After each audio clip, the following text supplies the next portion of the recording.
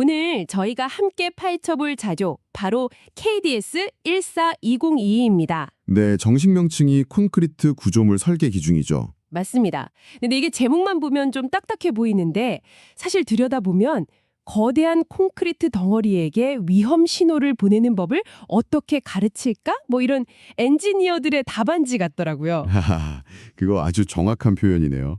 단순히 부서지지 않게 만드는 걸 넘어서는 거죠. 네네. 만에 하나 무너지더라도 착하게 무너지는 법을 설계하는 거예요. 갑자기 와르르 무너지는 게 아니라 나 지금 위험해요라고 소리치면서 버티 시간을 벌어주도록 만드는 기술이니까요. 바로 그 지점입니다. 오늘은 이 복잡해 보이는 기준서 속에서 어떻게 건물에게 착하게 실패하는 법, 그 핵심적인 비밀들을 하나씩 풀어보겠습니다. 좋습니다. 첫 번째 비밀의 열쇠는 전단력이라는 힘에서부터 시작되죠. 네, 맞습니다. 건물을 마치 가위로 자르려는 듯한 힘, 그게 바로 전단력입니다. 그리고 이 전단력에 대한 모든 설계는 정말 단 하나의 아주 간단한 원칙에서 출발해요. 어떤 원칙인가요? 바로 구조물이 버틸 수 있는 힘이 외부에서 가해지는 힘보다 커야 한다는 겁니다. 하하하, 너무나 당연한 예를 같네요. 그렇죠. 상식이니까요. 버티는 힘이 더 커야 안전하다, 이건 뭐. 그런데 자료의 첫 페이지에 나오는 기본 공식을 보면 바로 이상한 점이 눈에 띄어요. 어떤 부분이요? 버티는 힘을 계산할 때 그냥 콘크리트 힘 더하기 철근 힘 이렇게 단순하게 계산하지 않더라고요. 그 합계에다가 파이라는 값을 곱해서 오히려 전체 힘을 줄여버려요. 안전을 위해서라지만 이건 뭐랄까 네가 계산한 강도를 100% 믿지 못하겠으니 일단 깎고 시작하자 이런 느낌인데요. 하하, 정확히 보셨어요. 바로 그게 현대 설계 철학의 핵심 중 하나입니다. 아, 그런가요? 네, 그 파이, 즉 강도 감소 계수는 일종의 불신 혹은 겸손의 표현이에요. 우리가 아무리 완벽하게 계산하고 시공한다고 해도 재료의 품질이 미세하게 다를 수도 있고 시공 중에 아주 작은 오차가 생길 수도 있거든요. 그럴 수 있죠. 그 예측 불가능한 모든 가능성을 감안해서 우리가 계산한 이론적인 힘의 약 75에서 85% 정도만. 아, 그 정도만 실제 힘으로 인정하겠다 이런 약속이군요. 바로 그겁니다. 와, 시작부터 흥미롭네요. 그럼 그 버티는 힘의 정체부터 알아보죠. 말씀하신 대로 콘크리트와 철근, 이 두 선수가 힘을 나눠서 부담하는 구조인 거죠? 맞습니다.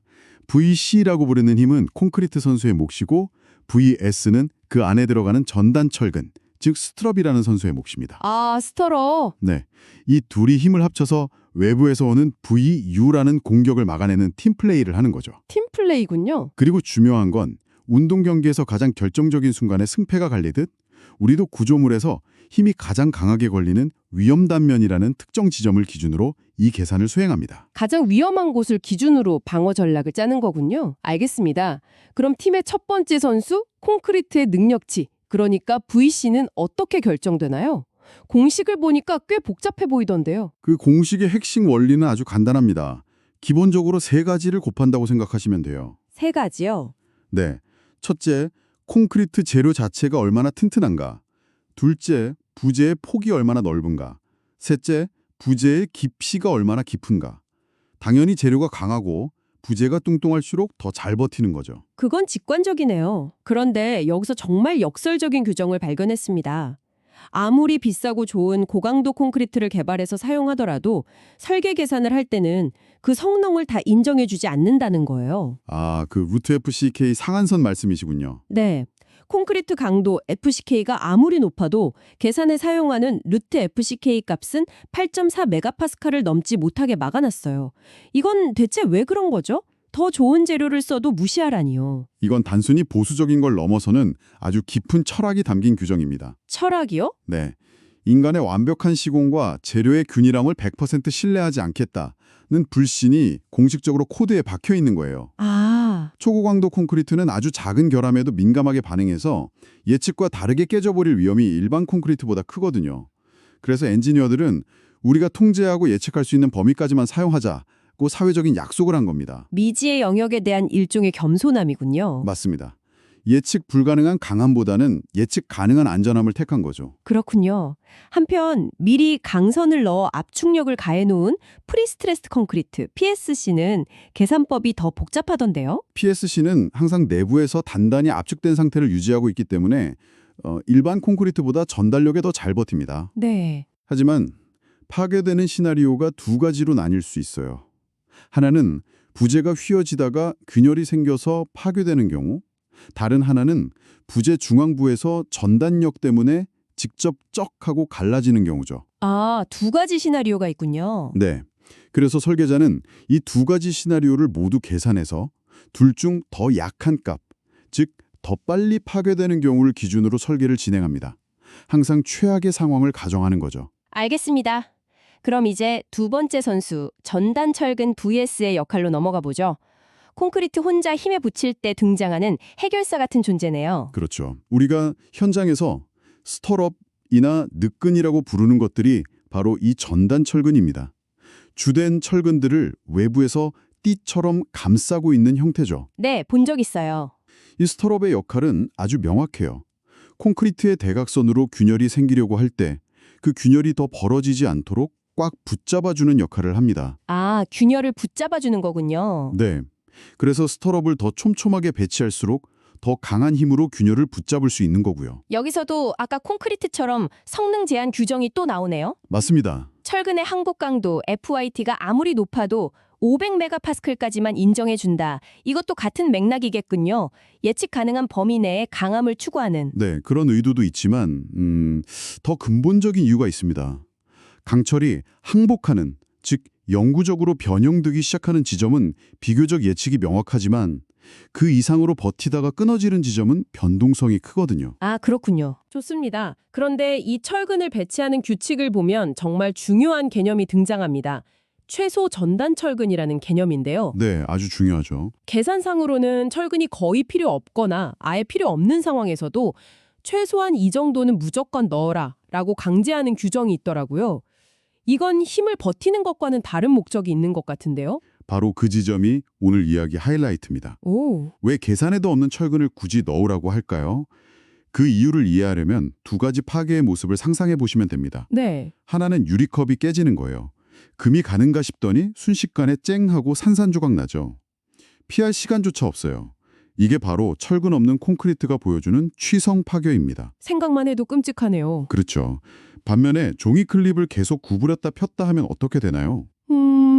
점점 하얗게 변하고 찌그러지다가 한참 뒤에야 똑 하고 끊어지죠. 맞아요. 망가질 거라는 신호를 계속해서 보내주는 겁니다.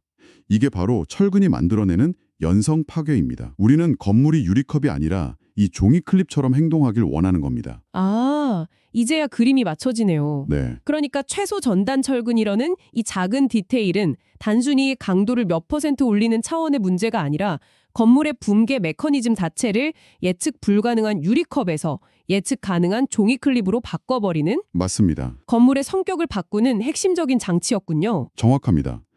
단순히 강하게 만드는 것뿐만 아니라 어떻게 파괴될 것인가를 설계하는 것. 그게 바로 현대 구조 설계의 정수라고 할 수 있죠. 알겠습니다. 최소 철근 규정 덕분에 건물이 갑자기 두 동강나는 최악의 상황은 막을 수 있겠네요. 그런데 건물을 자르려는 힘만 있는 건 아니잖아요. 그렇죠. 만약 건물이 통째로 빨래처럼 쥐어짜이는 힘을 받는다면요. 이 비틀림이라는 건 전단과는 전혀 다른 문제일 것 같은데요. 네, 완전히 다른 종류의 공격이죠. 그래서 설계 접근법도 조금 다릅니다. 일단 이 공격이 우리가 신경 써야 할 만큼 위협적인가부터 판단합니다. 판단을 먼저 하는군요. 네, 예상되는 비틀림 힘 TU가 기준에서 정한 아주 작은 문턱값 TH보다도 작으면 이 정도는 긁힌 상처 수준이니 무시하자고 보고 그냥 넘어갑니다. 하지만 그 문턱값을 넘어서면 본격적인 방어 태세에 들어가는 거군요. 맞습니다. 그때 사용하는 전략이 입체 트러스 모델이라고 하던데 이건 어떤 개념인가요? 아, 네. 속이 빈 사각형의 초콜릿 바를 한번 상상해 보세요. 초콜릿 바요? 네. 이 초콜릿 바의 양끝을 잡고 비틀면 힘이 표면을 따라 대각선으로 흐르면서 균열이 생길 겁니다. 입체 트러스 모델은 구조 부재를 바로 이 속이 빈 튜브라고 가정하는 거예요. 아, 비틀림 힘은 부재의 속이 아니라 겉면을 따라 흐른다고 보는 거죠. 재미있는 발상이네요. 그럼 이 튜브가 터지지 않게 하려면 어떻게 해야 하나요? 우선 튜브의 벽, 즉 콘크리트 자체가 너무 얇거나 약하면 안 되겠죠. 네, 그렇죠. 전단력과 비틀림이 동시에 작용했을 때 콘크리트가 압축되어 부서져 버릴 수 있거든요. 그래서 단면의 크기가 충분한지부터 먼저 검토합니다. 이걸 통과하지 못하면 철근을 아무리 많이 넣어도 소용없어요. 그냥 부재 크기 자체를 키워야 합니다. 튜브의 뼈대가 튼튼하다는 게 확인되면 이제 그 안에 철근으로 보강을 해야겠군요. 그렇죠. 비틀림에 저항하려면 두 종류의 철근이 한 팀으로 움직여야 합니다. 두 종류요? 첫 번째는 튜브의 표면을 감싸는 횡방형 철근, 즉 스트럽입니다. 이건 비틀림으로 인해 생기는 애각선 방향의 인장력을 막아주죠. 네. 두 번째는 튜브의 길이 방향으로 뻗어나가는 종방향 철근입니다. 이건 길이 방향으로 찢어지려는 힘을 막아줍니다. 이 둘이 합쳐져서 마치 세 장처럼 입체적인 철근망을 형성하고 튜브가 터지지 않게 꽉 붙들어 매는 겁니다. 여기서 또 엄청나게 중요한 디테일이 나오네요. 비틀림을 막는 스터럽은 반드시 폐쇄형이어야 하고 끝을 135도로 구부려 마감해야 한다? 네, 그게 정말 중요합니다. 솔직히 현장에서 보면 그냥 철근 끝을 구부려 놓은 것뿐이잖아요. 그 각도가 90도냐 135도냐가 건물이 무너지고 말고를 결정할 만큼 그렇게 극적인 차이를 만드나요? 그 질문이 핵심입니다. 그리고 대답은 네, 극적인 차이를 만듭니다. 정말요. 과거에 실제로 실험을 한 유명한 일화가 있어요. 90도 갈고리로 마감된 보에 비틀림을 가했더니 힘이 특정 수준을 넘어서자 콘크리트 외벽이 터져나가면서 90도 갈고리가 마치 낚싯바늘이 펴지듯 스르르 풀려버렸어요. 아, 그냥 풀려버렸군요. 네, 튜브를 감싸고 있어야 할 띠가 그냥 풀려버린 거죠. 그 이후로 비틀림을 받는 부재는 반드시 안쪽으로 단단히 감아 잠그는 135도 갈고리를 써야 한다라는 규정이 못 박히게 된 겁니다. 와, 그러니까 그 135도 갈고리가 없다면 우리가 가정했던 속이 빈 튜브 모델 자체가 성립하지 않는 거군요. 그렇죠. 튜브가 그냥 터져버리는 것처럼요. 눈에 보이지 않는 작은 상세 규정 하나가 구조물 전체의 안전 메커니즘을 지탱하고 있었네요. 바로 그겁니다. 그래서 설계 도면에 그려진 그 작은 갈고리 하나하나가 현장에서 제대로 시공되었는지 확인하는 것이 무엇보다 중요하죠. 오늘 정말 많은 이야기를 나눴네요. 한번 정리해 보겠습니다. 결국 콘크리트 구조물의 안전은 외부의 공격, 즉 V와 TO가 내부의 방어력보다 작아야 한다는 대원칙에서 시작되고 네, 그 방어력은 콘크리트와 철근의 팀플레이다. 하지만 우리는 그들의 능력을 100% 믿지 않고 강도 감소 계수와 재료 강도 상한선이라는 안전장치를 둔다. 그렇죠. 그리고 가장 중요한 것은 단순히 강도를 높이는 게 아니라 최소 철근 규정을 통해 건물이 파괴되는 성격 자체를 위험한 취선 파괴에서 안전한 연성 파괴로 바꾼다는 점입니다. 이 기준서의 마지막 장에 있는 체크리스트의 첫 항목이 모든 걸 말해주는 것 같습니다. 어떤 항목이죠? 연성 파괴를 유도하고 취성 파괴를 방지하는 것을 최우선으로 한다. 결국 강하게 만드는 게 목표가 아니라 안전하게 실패하도록 만드는 것이 이 모든 복잡한 규칙들의 궁극적인 목표였군요. 맞습니다. 오늘 우리는 강도를 확보하기 위한 수많은 규칙들을 살펴봤지만 그 모든 규정의 이면에는 어떻게 하면 잘 실패할 것인가에 대한 깊은 고민이 담겨 있다는 점을 기억해 주시면 좋겠습니다. 아, 잘 실패하는 것. 네, 이건 비단 건축뿐 아니라 우리가 만드는 모든 복잡한 시스템에 적용해 볼 수 있는 질문이 아닐까요? 성공을 위한 설계만큼이나 예측 가능하고 피해를 최소화하는 좋은 실패를 설계하는 것이 얼마나 중요한지에 대해 한번 생각해 보시면 좋겠습니다.